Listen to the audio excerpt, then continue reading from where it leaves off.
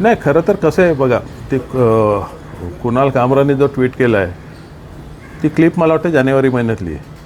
ते आत्ताच का ट्विट केलं, तो ट्विट चांगला वाईट हा वेगळा मुद्दा आहे. परंतु तुम्ही बघाल की अधिवेशन सुरू झाल्यापासून मग तो आबो आझमी आला, कराड मुंडे आले, औरंगजेब आले, कबर आली, त्यानंतर दिशा सालेन आली आणि नंतर ते भरकवटायला किंवा काही कारण असेल ही क्लिप आली. एकंदरीतच खूप दिवसांनी पूर्ण काळ अधिवेशन चालू होतं. अधिवेशनात महत्त्वाचे प्रश्न सुटतात, परंतु ही दोघांची इच्छा नाही आहे का याच्यात. जी लाडकी बहीण योजना ही फ्लॉप गेली आणि सरकारच्या तिजोरीत पैसा नाही आहे आणि कुठेतरी बजेटवरच्या चर्चेत ते सर्व उघडकीस येईल म्हणून हे केलेला खेळ आहे का. हा संभ्रम आहे सगळा. आणि त्याच रागापोटी किंवा विचारांती मी तो एक ट्विट केलेला आहे की हे जे केलं आहे झालं, संपलं अधिवेशन, लोकांच्या पदरात काय पडलं.